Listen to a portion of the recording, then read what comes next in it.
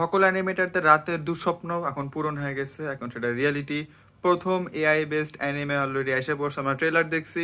নামটা অনেক কঠিন, আমি চেহারা দেখে দিছি যে এটা হলো ওই অ্যানিমেটা। তোমরা চাইলে সার্চ দিয়ে দেখতে পারো।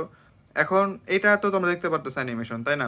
এইটা বলতেছে যেটা 95% এআই দিয়ে বানানো, আর 5% মানুষের কাজ সাজিয়ে আছে। জুম ইন জুম আউট ব্যাকগ্রাউন্ডে কিছু কাজ করবে, এগুলো মানুষ করছে।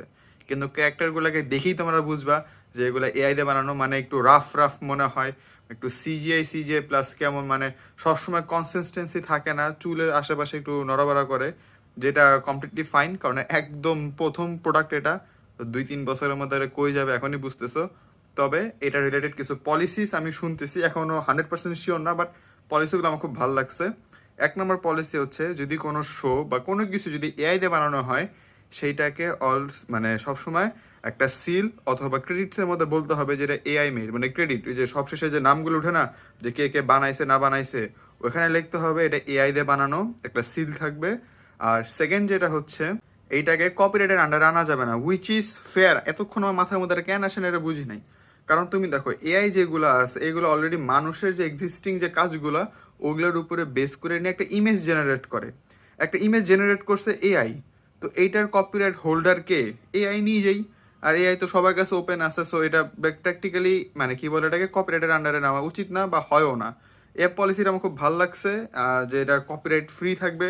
কপিরাইট ফ্রি থাকলে কি হবে, একে তা আমরা যদি এরকম ফিউচারে হয় যে হ্যাঁ এগুলো সব অ্যানিমেটেড জিনিসপত্র এগুলো সব এআই দিয়ে হবে, তাহলে আমাদের মতন অ্যানিটিউবারদের সুবিধা হবে, আমরা কপিরাইটের প্যারার থেকে বেঁচে যাব। বাট এই কপিরাইটের জন্যই এই এআই যেটা আছে, এটা হয়তো পুরোপুরি মার্কেটকে দখল করতে পারবে না, কারণ তাহলে মানুষের বিজনেস একদম ধস এসে যাবে, বিজনেস নষ্ট হয়ে যাবে।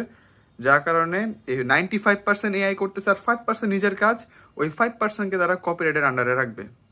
ইন্টারেস্টিং জিনিস এটা। এটা বলতে কি বোঝা যেতেছি, এখন সাপোজ আমি যদি একটা মাউস প্যাড বের করি, ঠিক আছে, এই মাউস প্যাডের মধ্যে সাপোজ একটা এআই বেস একটা অ্যানিমে আসছে, নাম হইতেছে টনিস লাইফ, সাপোজ একটা অ্যানিমের নাম।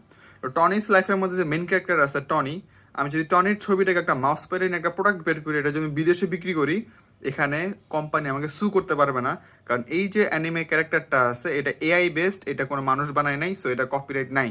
সো আমি তাদের একটা প্রোডাক্ট নিয়ে এটাকে আমি মানে হাজার হাজার প্রোডাক্ট বানায় সেল করতে পারবো, তারা কিচ্ছু করতে পারবে না। কিন্তু যদি আমি লুফির কোনো ছবি বিক্রি করি, এটা যদি টয় অ্যানিমেশন দেখতে পারে, আমাকে সু করবে কয়েক মিলিয়ন ডলারের জন্য।